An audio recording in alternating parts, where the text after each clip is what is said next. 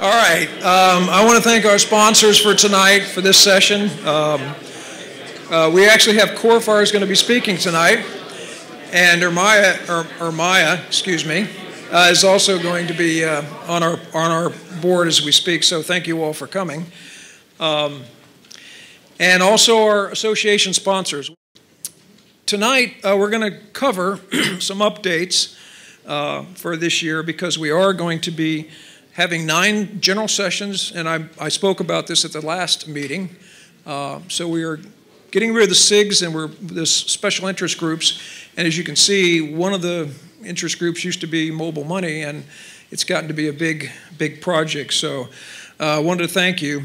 We also have our annual WHAM Awards. And we have another change coming.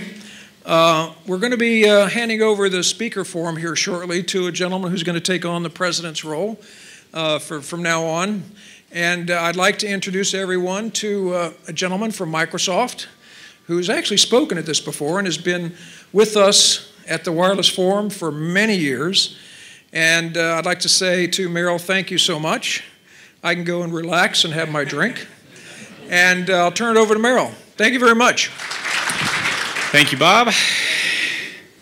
And in turn, I think we all need to say thank you to Bob. He's done a yeoman's work over multiple years of being the president, so I hope I can carry on in your stead. So how about a quick round for Bob?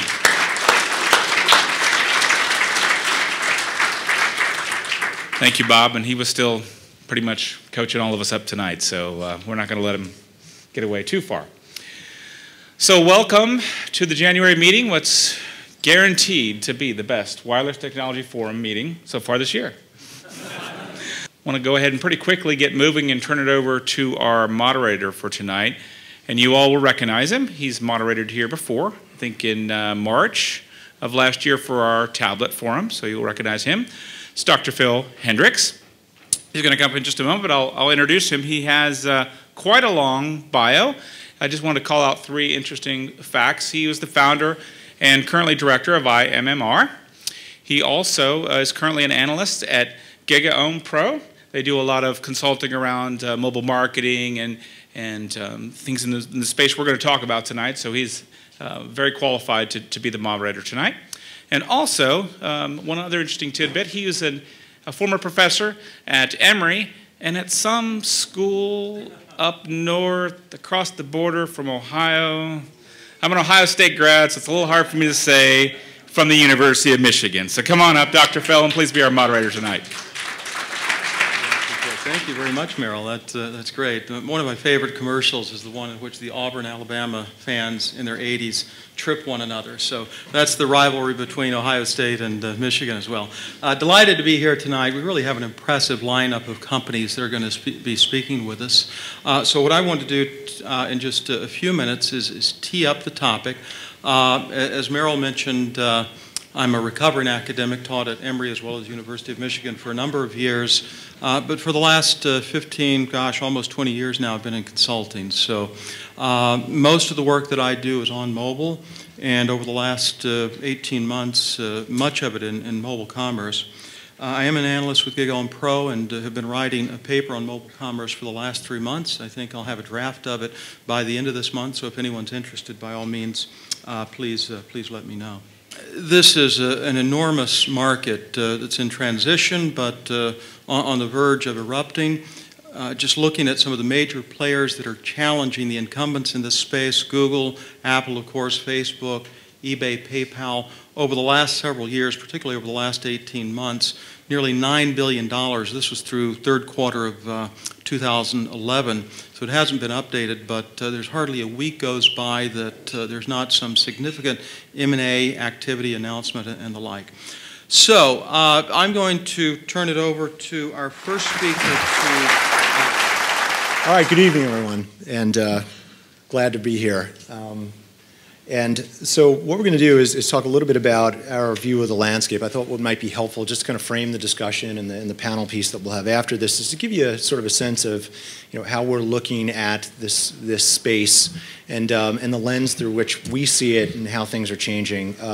For those of you who may not be familiar with First Data, so we are just a quick minute on this. So we're actually the world's largest processor of electronic payments. We touch about 6 million merchants globally through our networks.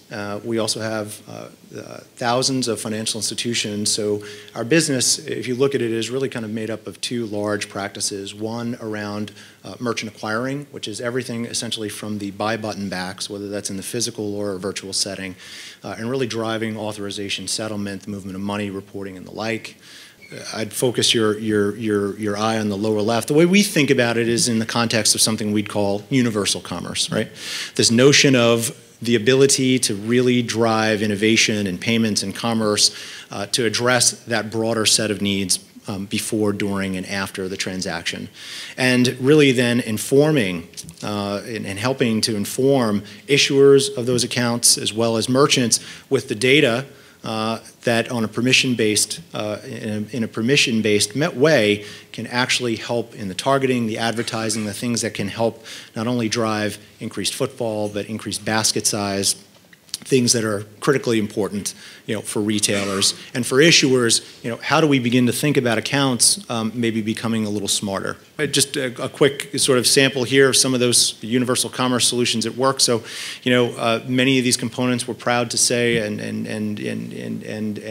report here are really powering the Google Wallet solution that you've probably seen and heard about. There are more programs like this, so we definitely see the proliferation of digital wallets and these kinds of experiences, coming to market. So as we, really work forward on universal commerce and the platform of capabilities, we're really excited about the future and the ability to really drive these kinds of benefits. Okay. So everybody here has probably heard of NCR, right? Yeah. How many of you have ridden on a plane, checked into Delta in the last year? You checked in on an NCR kiosk. Any of you use the 2D barcodes? That's an NCR product as well. So if you've gone to a Bank of America or a SunTrust and used an ATM, that's an NCR product as well. If you've used a Blockbuster kiosk, that's an NCR product as well. So talk just a little bit about some of the features and functions that we are bringing to market. A lot of these won't necessarily come as a surprise to you.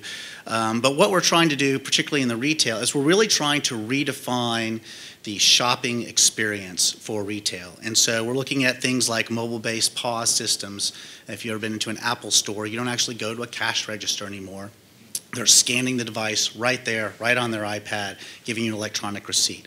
So there's a lot of things that NCR is working around that. We've also announced a cloud-based POS system, and we have myfaveats.com. In the travel industry, I've talked about being able to check in through the mobile kiosk or a mobile device. One of the things when I wrap up I'll talk about is NCR's view on mobile is probably a little bit different than a lot of companies in that we're not a transaction processor. We don't process payments. We view it as part of a multi-channel experience so that you as the consumer, and we have a very consumer-centric view. And then, of course, in the financial industry, we have mobile banking solutions that we offer to banks. We're also big, one of the leaders in remote deposit capture technology. If you're familiar with that in countries like the US and a few other countries in the world that have what's called check truncation, you can actually use your mobile phone to take a photograph of a check, create that image, and use that, actually deposit that check using your mobile phone. So NCR is one of the leaders in that technology as well. We also have what I'll call unique multi-channel applications. And as I was mentioning earlier, the ability to be able to control another device. So, and we at NCR, because we're in so many different industries, we've got some unique insights there. And then what we're also starting to explore is interesting implications for mobile, not just with the consumer, but for small businesses, front office and back office operations as well. And that's another area that you'll start to see NCR doing some research in as well.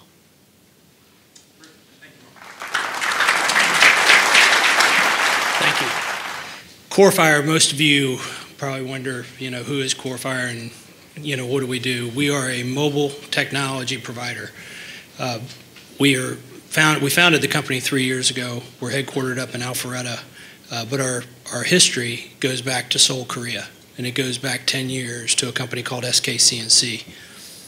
So from a corporate standpoint, we leverage 10 years of mobile experience originating out of Seoul, Korea.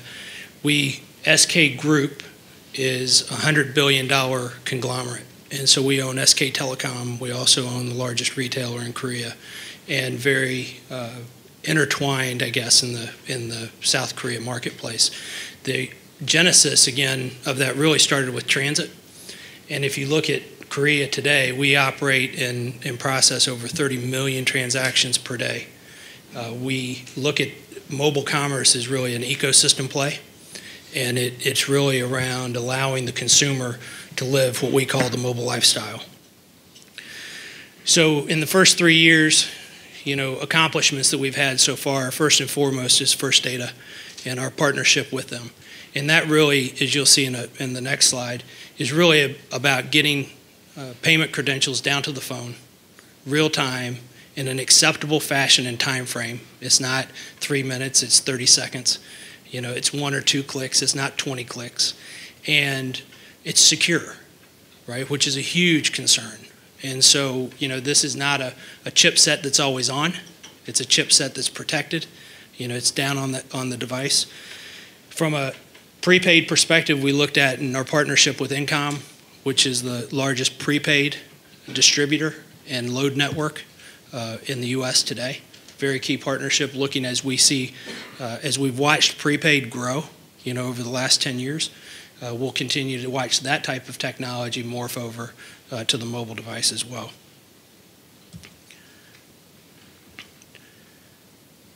So, in summary, when we look at this, it's somewhat the barbell approach, where the left-hand side is getting credentials to the phone and then giving the consumer a reason to transact.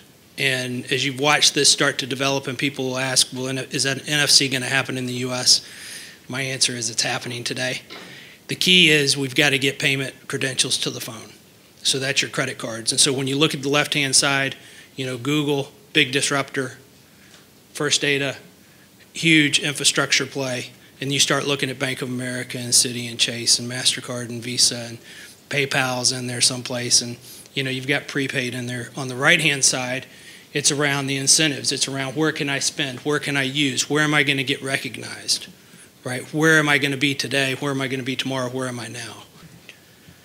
Thanks. Thank you. It's an honor to be on the panel with such distinguished members. Dom mentioned earlier universal commerce, and I like that. We call it eCOMMERCE, but I think it's just about the same thing, right? Earlier, we also heard about doing everything with an ecosystem. We believe that no one company has all the solutions, and we like to think that we just a small company that provide very innovative solutions to the ecosystem. The market is changing. And we can see it now, either unless we're sleeping or blind or have one eye shut, there's a perfect storm coming. And the perfect storm is because right now everything is coalescing. We at a time, if you look at the analysts, everyone was saying 2012 is the year for NFC. What's a company do? Well, all these market waves require that someone like those you see right here be able to guide them, right? Because if you don't guide those companies through the turbulent waters, what actually probably happened, you end up shipwreck, right? Well, that is not the Costa Concordia, by the way. End market, universal commerce, eCOMMERCE is exploding. Well, those of us that keep abreast, if we can, with the analysts, we noticed that in 2015 they're talking about 1.4 billion wallets. That's a good market there. But others said that actually 4 different sources that very, very soon this eCOMMERCE is going to be a $1 trillion business. That's a big pie, right? It's a big pie for everyone here to get in, right? In 2010 in India, we happened to be in India, there were 2.5 million PCs sold. However, there were 200 million smartphones. So everything is about change. I think that someone said that we have now close to 5.6 million mobile phones, not to mention the sensors, smart sensors everywhere, right? Thank you very much. But I also want to share with you a quote from someone that I respect, David Evans, who's founder of Market Platform Dynamics, and as many of you know, is probably one of the leading gurus. But here's what he said late last year. Using the mobile phone at the point of sale isn't really compelling for consumers, and that's a fundamental problem, okay? Now, I suspect our panelists disagree, so if you could, if David Evans were sitting here and had just made that comment, how would you respond? Isn't compelling for consumers. What is it that makes mobile payment, mobile commerce compelling for consumers? So the analogy I would give you is contactless cards, right? So you have to look at this and think about this in the context of, where is their value to a consumer, right? And there have been many millions of contactless cards that have been in the marketplace for years now. I'd probably venture a guess and say many of the folks in the audience probably have one or two contactless cards in your wallet. So the time is right. And as we all know, we don't want to carry multiple contactless card, in our wallet. And now we have the opportunity to merge these. But we go beyond that because now, you can either use NFC payment or 2D barcode payment, or you probably see in the future, you can also see a combination of Bluetooth payment, right? So, and along with that, you have the loyalty, reward, and the discounts that you can offer in real time because everything is one device. The average consumer, I believe I've read, don't quote me, but I believe I've read that the average consumer is enrolled in something like 11 loyalty programs. That's a lot of cards to carry in your wallet, and of course, it is difficult to manage, so good point. Anything else you'd add to this? Yeah, I'd just add that I personally think that we're way too focused on the actual processing of the payment. I think that what is a payment, is one of the items that has to be explored, and a payment is obviously not just the waving of a card. And then I would say, what is the definition of a checkout? Other questions from the audience?